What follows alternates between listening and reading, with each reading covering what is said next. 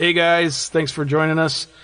We are in the process of preparing for our next journey to Flashback Weekend in Chicago, Illinois, which is coming up on August 5th and 6th. Actually, I think it's August 4th, 5th, and 6th of 2017, which is coming up in about 3 weeks from the day that we're recording this. And for some reason, one of us, I'm going to blame you, dude, said, oh, hey, let's cover all the Nightmare on Elm Street movies before Flashback Weekend. And so we're trying to squeeze in the last few. And today we're going to be talking about Freddy's Dead, The Final Nightmare. Yes, we are. And it's one of those movies that I'm so glad we got to cover, because I'm ashamed to say this, but I have not seen the Nightmare on Elm Street franchise completely. I hadn't seen all the films up until now. Now I can finally say I've seen every single Nightmare on Elm Street film. Because for whatever reason, I don't know what it was. I think it was just the series was kind of in it during its death rattle with parts 5 and 6. And at that point, I think I was moving on from Freddy and I think even horror to some extent. I was just kind of stepping away from it at that time. So I never watched them. I never saw them. But I guess like now after seeing part 6, I did see a lot of scenes from it. I probably through like a horror anthology or some kind of documentary or something. I'm sure I probably saw all the kind of the key scenes to the film, all the death scenes and whatever. So a lot of the stuff I had seen, like the effects and all of that, I was like, oh, I've seen that before. But yeah, so I finally saw the film. I was actually kind of looking forward to this one, because this one probably out of the entire franchise is the one that I am the least familiar with, both in like storyline and everything about it. Even part 5, like I kind of had an idea where it was going prior to it, but 6 was just kind of one of those movies that I was completely out of the loop with. I don't remember if I saw this back in the early 90s when it came out. I had no recollection of seeing this at all back in those days. I honestly was not looking forward to watching this one just after watching part 5, a couple of weeks ago. And I gotta tell you, we will get into the movie itself, but this came out in 1991, and I wasn't thinking going into this that, okay, cool, so I'm gonna watch Freddy's Dead. Came out in 1991.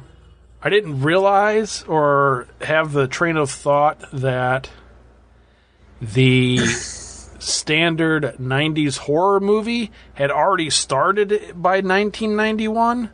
I hate to say it, but this was an all-out 90s horror movie. I mean, there was no denying that at all. This was, at least that's the feel I got from it, was pretty much from start to finish. There was, you had the Nightmare on Elm Street elements of it, of course, but it was 90s horror. What really stuck out for me that this Freddy is probably the well, I don't know if stereotypical is the right word. This is like the Freddy that I think most people know of. Like the first, I'd say probably 3, definitely the first 2, Freddy was really horrific. He was scary, he was frightening, but then he became, and I read somewhere, it might have been on Wikipedia, I can't remember, where he went from being like, or it was a review, I read something, he went from being this nightmare horror character to this every child knows boogeyman, like this kind of child-friendly boogeyman. And by this movie, he was definitely like mainstream. And like it was one-liner after one-liner. Even part 5 didn't seem to have as many one-liners as this one.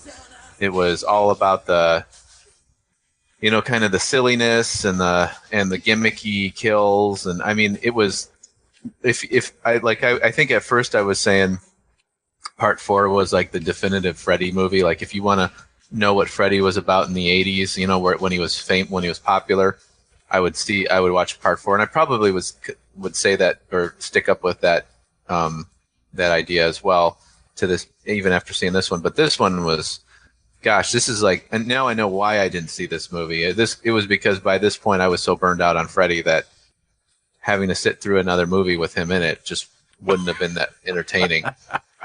You know, I mean, the first time you see Freddy, it's him on a broomstick, kind of copying the Wizard of Oz thing. You know, the witch when the house is going up in the tornado, and it was that. I mean, and that just kind of sets the tone for the whole movie. That's the Freddy we get. We're getting all the gimmicks, all the pop culture references.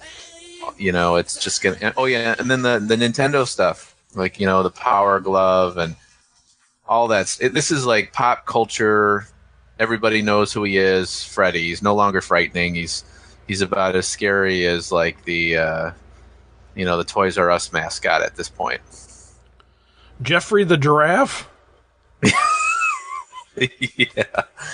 Yeah. It just that's how I saw it. This is clearly the very final ending of the slasher era too, which I thought was kind of interesting because this was a 90s movie. This 1991, and they're carrying on the slasher thing, you know. But this whole genre was pretty much dead at this point. You know, Jason, he kind of sealed the deal with Jason Takes Manhattan, and the whole thing was just kind of over at this point. And strangely enough, you know, I even felt that way.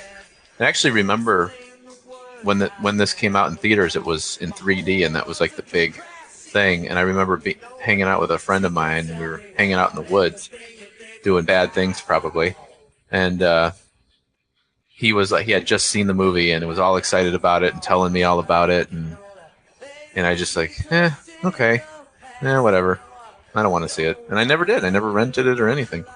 I just thought it was kind of funny because you get into it, and a couple of the characters that are in this, or not characters, but a couple of the actors that are in this are recognizable from 90s movies. You had the one kid who was what was his name? Like the stoner kid. I can't remember the character's name, but that actor, he was from like Clueless and a couple other movies. And there was and there was a couple other people in this too. You're like, oh, hey, I recognize that guy. And then this one also too, like you were saying, the pop culture stuff. This one had, you know, the opening song is, well, like the title song is an Iggy Pop song, but Roseanne Barr's in it, Tom Arnold's in it, Alice Cooper has like a brief cameo, Johnny Depp was actually in it, which when you see that now, you're like, how the hell did they get Johnny Depp? But this was in 1991, and Johnny Depp wasn't. This was, I think, that was right before Johnny Depp like became like a superstar. Yeah, I was surprised to see that too. At first, I thought it was like an old, you know, this is your brain on drugs commercial type, real commercial, until Freddy appeared, and then I realized, did they get him for this just to do that? If you like 90s horror, so I Know What You Did Last Summer, Scream, all those type of movies, I mean, this really fits right in with those. It just, I don't know, it just had that feel to me. It and like you said too, with the whole, you know, it being the stereotypical what you're used to of Freddy at that point, which was kind of odd. Like, because I think when we were doing the Part 5 episode, I think I even talked about that it seemed like Freddy was trying to get more serious, and then it turns around and, you know, it comes out the next movie the following year, and then here he is, you know, wisecracking, or 2 years later or whatever, you know. Totally. But yeah, just completely over the top. And then they also kept, I don't know if you noticed it, but they kept the same makeup as Part 5, which was a pretty big change from the like the original makeup. And it's more of like the first couple movies was pretty horrific, and it's real, I don't know how to explain it, but like real a lot of creases and stuff all through his face. And then in the 5 and 6, the makeup it's more like kind of like a big open wound, kind of more reddish colors. And I think if I recall correctly, the reason they changed it was because of the makeup was having a negative effect on Robert Englund's skin, and so they had to come up with something that was less painful for him. But then there's also theories that they tried to make him look less horrific, less scary, because more kids were watching the movie now, and they wanted a more, I don't know, like a, not friendly, but like a mainstream looking Freddy, I guess, a little bit less scary. So I've read that theory as well. Because in Freddy versus Jason, they went back to kind of more the original look, only it was obviously more like a demon look as well. The other thing, too, with this one that I thought was a little bit interesting was you could tell that they were kind of running out of ideas at this point, because one of the things we talked about in some of the previous episodes with the Nightmare on Elm Street movies was that they kind of always seemed to, even though they were adding to the origin a little bit, they always kind of seemed to stick to their guns, and even came back, like in part 5, they were going back to some stuff that was referenced in part 3 and things like that. But this one starts off and it comes out. The movie came out in 1991, but this is supposedly like a little bit in the future. Like I think this movie took place in 1999.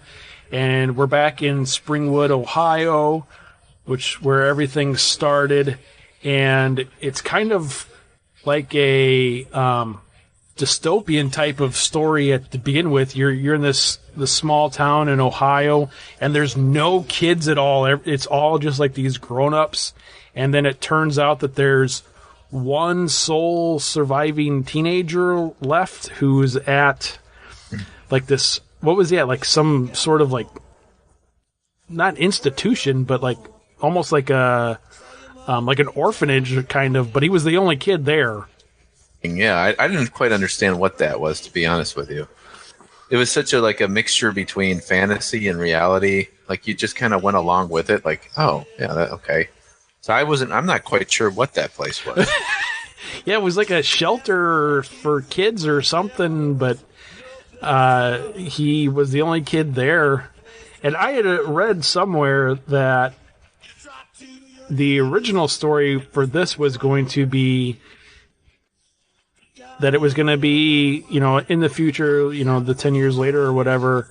And the Alice character that was from part 4 and part 5 was going to be back. And then that kid that she had in part 5, that Jacob character, he was going to be the only kid in town, but then for whatever reason they changed it. Probably because she was probably like, I'm not coming back. You just kill me off right away or something. Right. But so anyway, so you have this one sole teenager, and then like he like ran away or something, and then because like you said, it was kind of confusing because he's like the only kid in town, and then becomes under the care of this doctor, and she's going to take him back to Springwood. So I mean, it was kind of, I don't know, it was kind of weird. It was a confusing story. Yeah, it was sort of like kind of mixed between dream and reality. Then they have that location where everybody's a grown up. That was Springwood, right? Yeah. That they were like at when they were at the fair or whatever, because that was where Roseanne Barr and Tom Arnold were in there. And it was just weird. That's where it gets kind of into that surreal kind of strange. What was reality? What was the dreamland? Because they were also depicted as Freddy's parents, or no, wait, they're his adopted parents, right? No, who were they exactly? Now I'm getting confused here because no, I think those were just some people. I think those were just some cameos. They were just cameos. Okay, that's right. Because then, all right, that's okay. Because All right, yo, that's right. I'm getting confused. Yeah, because then it was they show Freddy's life when he's with his wife, and then you find out like he had a daughter, which then that's the whole thing. They kind of go back with the whole concept of kind of messing around with the origin of who Freddy is and who he was about. Which so we find out he's the bastard son of a hundred maniacs.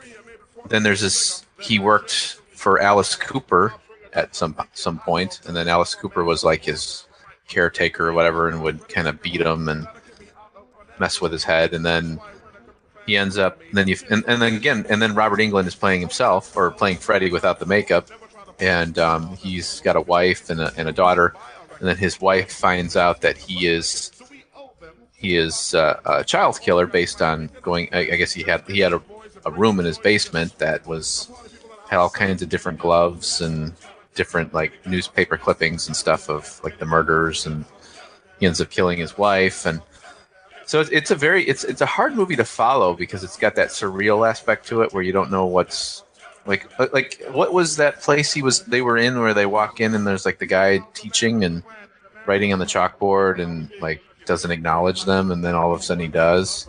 Because that wasn't like a dream, that was real, right?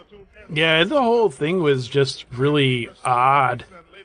And like you said, too, so that was the one thing that kind of bugged me about this more than anything was, because I had always felt up until this point that was one thing that they really did really well was, even though they kind of added to the story a little bit, or, the origin story, was they never really altered it at all. And to me, it seemed like in this one that whoever, wrote this and then the director and stuff, that they kind of just like, we're just going to tell our own version of Freddy, even though it's not that different than the original origin story. But the whole, being married with a kid thing, that's fine. But then, part of the original thing was he was, this guy at the school or whatever, and he lived like in the boiler room. That was always his thing. And then all of a sudden now you're like, nah, he's doing this stuff at home. Yeah, it kind of takes away from it a little bit. Like the first movie, they don't really tell you that. I don't think you ever understand that whether he was a janitor or something. You just heard that he took the kids to a boiler room. Somehow he was in contact with kids, and it was very, and the parents obviously found out about who he was and all of that, but it was very, like, kind of elusive. Like, there wasn't much told about who he was and everything. And then obviously the third movie, they kind of add the backstory of he was the bastard son of 100 maniacs and all of that to kind of give it a little bit more of that creepy value. But and this, I don't know, I wasn't a big fan of the idea of the daughter and all. And then basically this film, that's what this is. It's what we've kind of come to realize with Freddy in these movies is that there's always the final group of kids, and then once he gets through them, they're done. And so he's always got to find some new connection into another group of kids so he can terrorize them. And so in this film, it's about him needing to get in contact with his daughter.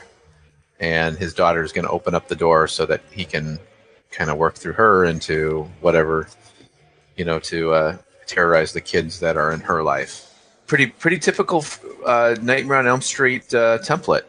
It's. I think this is kind of what they were doing for a while now, and each character has their own. Like the one thing as the movies progressed, each character had their own kind of personality, and they would kind of taper the death scene to fit that personality. Like in this one, we've got the one kid with a hearing problem and the hearing aid, and so Freddy kills him, terrorizes him with that, and then kills him and all that. And then got the one kid the stoner kid, and who likes to play video games, and they do the whole video game thing for that death. So it seems like it really kind of followed the pattern pretty well, and it didn't really add a whole lot to it outside of the Freddy's, having a daughter. How did you feel about them throwing that in there when they were kind of doing the flashbacks with Freddy? And one of the things that they were kind of showing was he was picked on and being bullied as a little kid. And there's like that one scene where he's I'm assuming he was like killing a cat or something. I'm not sure what he was. Or No, it was a rabbit. like a hamster. Kind of goes back to what we were talking about with the original Halloween at some point, and then one of the things that you didn't like about the remake of Halloween and the fact that Rob Zombie gave Michael Myers all of this backstory. You didn't really need to know all this stuff about him because he's the boogeyman. And to me, I was kind of getting that same feeling with Freddy a little bit. Not so much that, I was like, oh, I don't need to know anything about him, but it was like, okay, so we already went through this whole thing, where he came from, and so that was the original intent was, okay, so he is the bastard son of 100 maniacs, so that's why he's evil, and he's evil too because he was picked on when he was a kid, and because... he killed his wife. And because of this thing. And because of that thing. Yeah, I agree. No, I think this is... I look at it as this is part 6. They're really going down to the well and trying to grab as much as they can to fill up a screenplay. Right. They're really running out of ideas. They're really trying to add a little bit of depth to the character, and while splicing in all these gimmicky one-liner type things that everybody's expecting. They're really trying to end the franchise on a high note and kind of give some new information and toss in some cameos. And it's really at this point, Freddy's such a pop culture icon that they're just like throwing everything out, and just letting it all kind of come out. So I think like when you look at it in the terms of the times of back when this was released and who Freddy was, and I mean everybody knew who he was. He was like so. I mean, you would go to the gas station and there'd be like Freddy bubblegum. I mean, it was like so ridiculous at this point. This was like, okay, this is it. This is the grand finale. It's over. Let's just go all out and let's come up with a backstory. Let's add some more to its backstory. Let's do this. Let's do that. Let's follow the template that all the fans are looking for. The whole idea of Freddy needs to find some new kids and he's going into the dreams and they all have these unique issues and he's going to kill everybody based on it. Let's use pop culture things like Nintendo and let's toss in like I said the cameos, and it's such a pop culture movie at this point.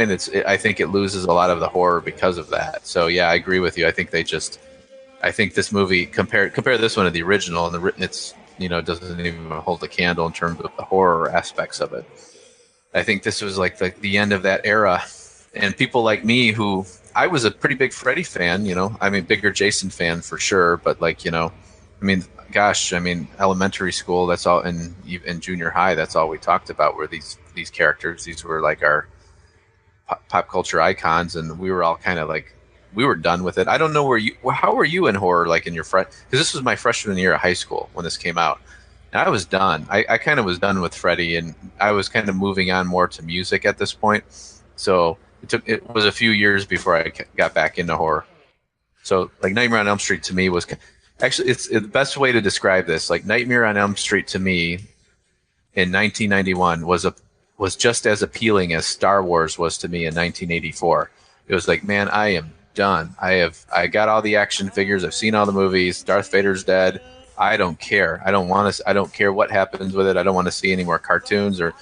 I don't want to go to a store and buy another Star Wars action figure. It's been my life since I was born. I'm done with it. And that's just how my view of this Freddy movie was. I was just like, I've been through it. I'm done.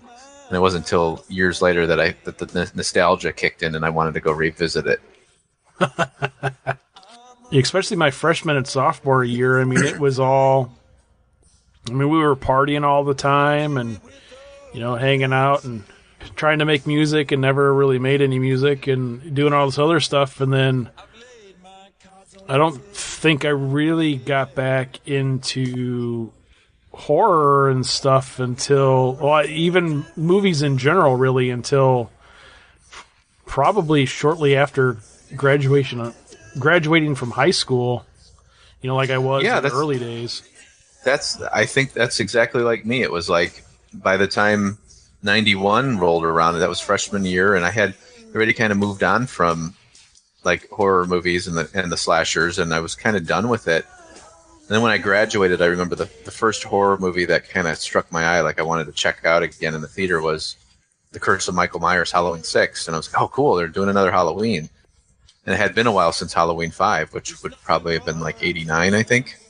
You know, I wasn't a big fan of that film, but I saw it a bunch of times because I was kind of excited about it again. But the 90s were such a terrible time for horror. And then I was kind of going back to, like, you know, the classics like Chainsaw, and I was like, you know, and then I was kind of revisiting all the old, you know, B movies that I never saw growing up, and like once I was out of high school and I had more freedom and all of that. So it was kind of like a time of like rediscovering all the stuff I never saw. But yeah, during those 4 years of high school, I was kind of seemed like I was pretty much done with it. Like, in a bit, I mean, again, you know, I say I'm done with it, but I did watch John Carpenter's Halloween every Halloween. So that shows you the test of time. Even in the early 90s, I was still watching Halloween. So yeah, and I say that I was done with it, but I remember I do remember seeing, you know, all the mainstream stuff in the theater. I remember seeing Bram Stoker's Dracula in the theater. I remember seeing Mary Shelley's Frankenstein in the theater. I remember I never saw either of those. We went and saw like the first Scream movie in the theater. We went and saw I Know What You Did Last Summer in the theater. You know, all of that stuff. You know, Urban So you were Legend. you were giving it a chance then, yeah? Because I saw Scream on video when it came out, and like that did not stick with me. I just was like, whatever. Yeah. And like the 90s stuff was so like, yeah, it was like the WB kids getting their shot in the horror films. You know, it's like that extension of let's take these hot teeny bopper kids and let's make them into horror characters and like the Scream and I Know What You Did Last Summer and all that stuff. And yeah, I mean, that was a rough time. It was a real rough time in horror because I just remember that, like, I think around that time, like in the mid 90s, getting closer to the like 96, 97, 98, around there towards the later 90s, I was going back to my roots, and I was going back to the 70s and grabbing the old Chainsaw movie, grabbing the Halloween movies, the first couple, and going back to the Friday the 13th movies, you know. And I was like kind of going back and revisiting all that stuff. This is where it's at. All this new stuff is horrible. Like, I don't know. Yeah, it was horrible. It was terrible, like that, and this, you know, it just was like such a bad time for horror. It was the 90s, and it just never ended. It was like, ugh, gosh, please stop, just go away for a while. I graduated high school and we moved. It wasn't right away, but we lived in Platteville, Wisconsin, and we lived right on Main Street in our first apartment.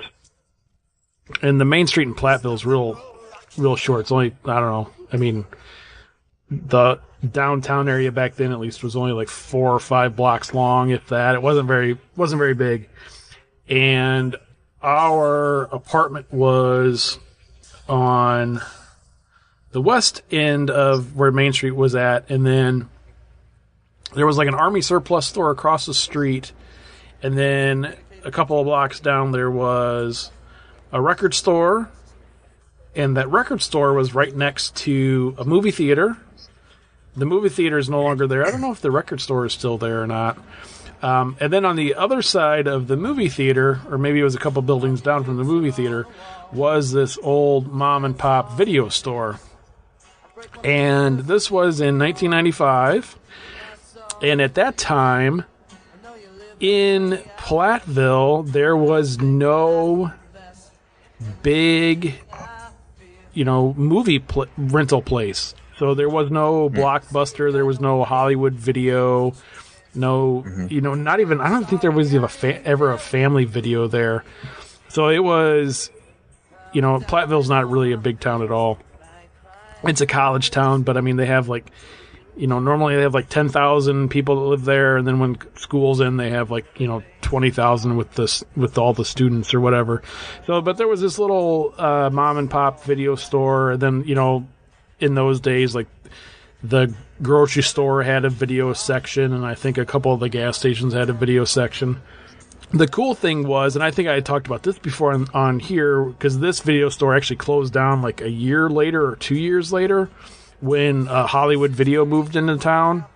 Oh, okay. But this video store, they had like a porn section, but they also had a horror section, and in the horror section they had your standard horror fare, but they also had like the most heinous horror out there that you never see. You never would see it like in a Family Video or Blockbuster or anything. The I Spit on Your Grave and Faces of Death and all of this stuff. And I remember when we first moved out that summer, I remember walking down to the video store all the time and like getting those movies, never seen them before, and like getting Faces of Death and I Spit on Your Grave and right. All of the Cannibal Holocaust and all of those movies. There was no way you're ever going to watch them in your parents' house, and then just diving into all that stuff and just like, oh god, this is so horrible.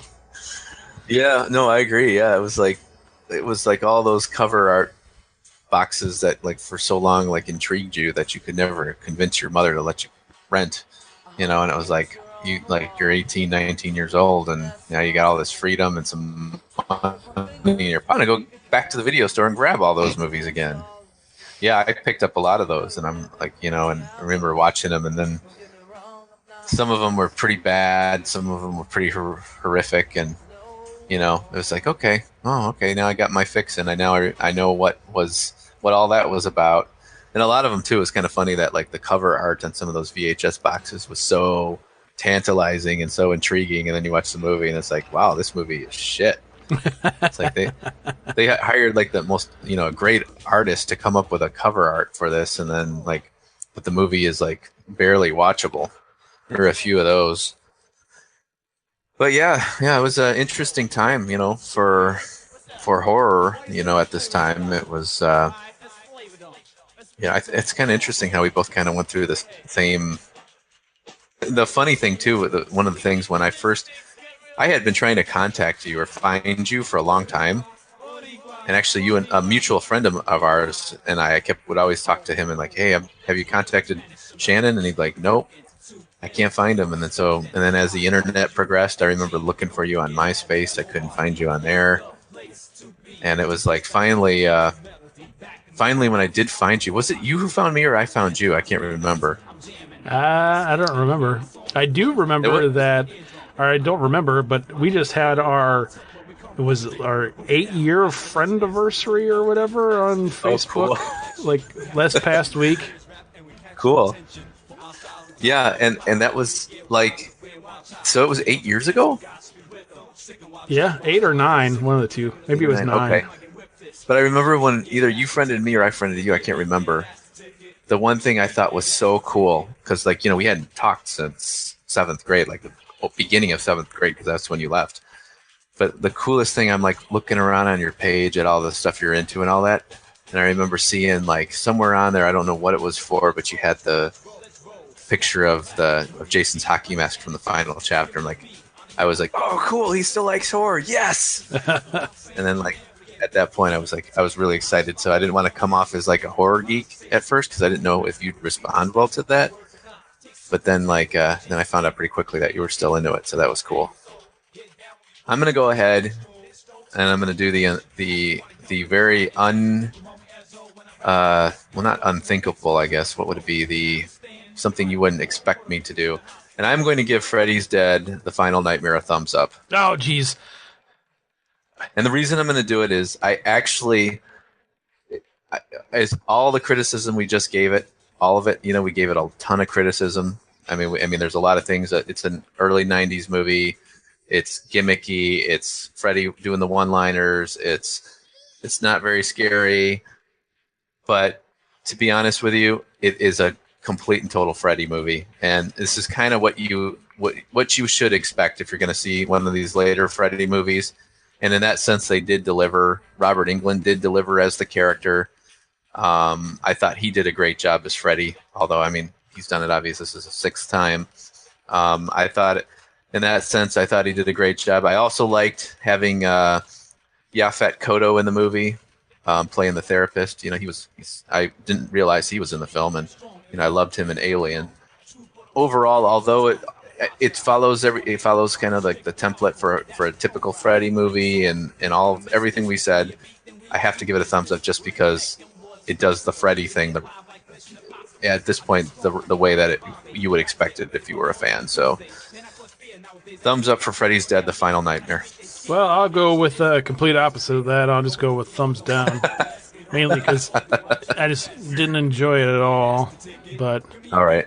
But yeah, we are going to have to end the show on a sad note, though, because shortly before we actually started recording, the news was breaking that George A. Romero has passed away at the age of 77.